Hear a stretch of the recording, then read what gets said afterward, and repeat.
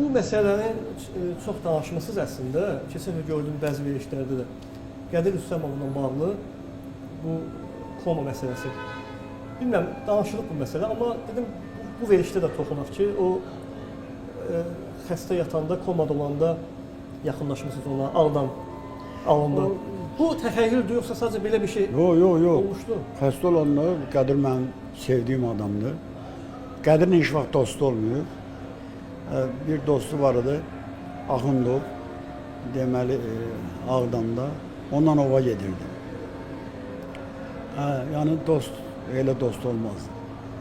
Mən onun sevimli bir adamıydım. Balıq tutmağa gedirdik. Bana deyirdi, get məndən 50 metr o tərəfdə dur. Balığı tək tuturdu. Hoş deyil. Get o tərəfdə tut da yani. Hətta məni də yanına bırakmadı. Belə bir adam idi. Maraqlı adam idi. Maraqlı adam idi. Mənlə də münasibəti çox yaxşı. Tez-tez redaksiyaya gəlirdi bəzən. Bir dəfə redaksiyaya gəldi. Dedi, gördüm Dülxor'du. Dedi, qapını ört. Deyir ki, video alma gəlmə. Qapını ört, bir dənə kitab götürdü. Koydu kulağın dibine. Ben dişçileri yığdım hamısı. Yarım saat okudu, yarım saat. Qeyri-adi okudu. Sonra durdu siz getdi mesela. Belə hadisədir. O xəstələnəndə təbii ki, ben gittim İstanbul'a. İstanbul'a gittim. Orada Həsən Zeynalov da baş konsuluydu. Onunla bir yerde biz gittik deməli xəstəxanaya. Fikirləşin, xəstəxananın sahibi də, baş həkimi də işləyiblər ki, baş konsul gəlir, xəstəxanaya xəstə ziyarət eləməyə və bir dənə də deputat gəlir. Bunlar da düşdülər aşağı, tez gəldilər, bizi qarşıladılar. Getdik, Qədir iki oğlu və yoldaşı deyək ki, dəhlizdədirlər. Girdik içəri, gördüm Qədir yoxdur artıq. Çox pis oldum. Reanimasiyada. Reanimasiyada. Bərddən çıxırdım və yaxınlaşdım ki, Qədir, Ağdam almış, Ağdam aldık Qədir. Dedim, ağladım. Və çıxdım çölə. Çıxdım çölə, ağladım, ürəyimi boşaltdım. Və sonra həkim dedi ki, hiss elədi o. Çünki titrəyirsə, hiss elədi.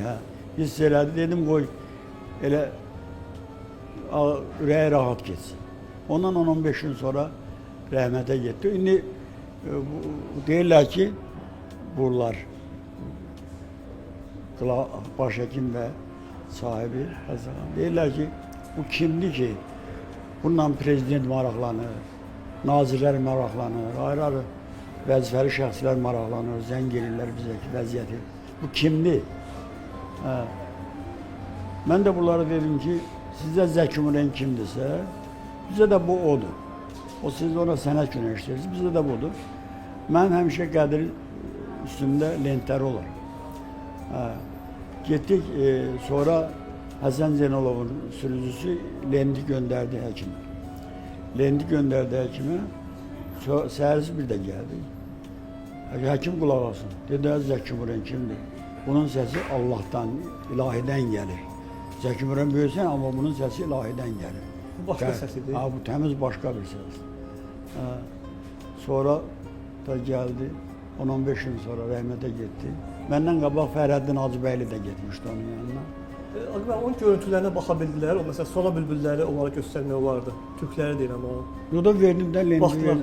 Lendi verdim, qulaq astılar. Çünki onlar bizdə məsələn Yaşar Nuri də yatanda soruşublar ki, kimdir ki, hamı bundan maraqlanır.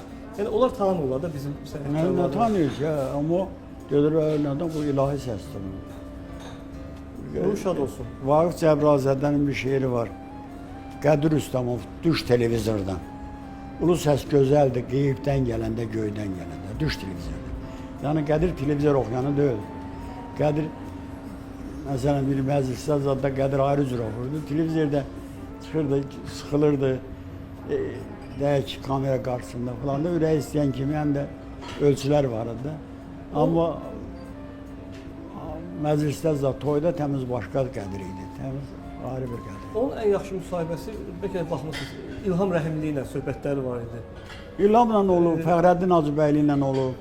Efir versiyasını deyirəm. Efir, amma yazılı müsahibət Seyran Səxavət ilə olub. Hə, Seyran mənim deyirəm. Ağdamda Qədir Üstəmovla atüstü söhbət çox maraqlı bir müsahibə idi. Əslində müsahibə deyildi, bir povest idi deyib.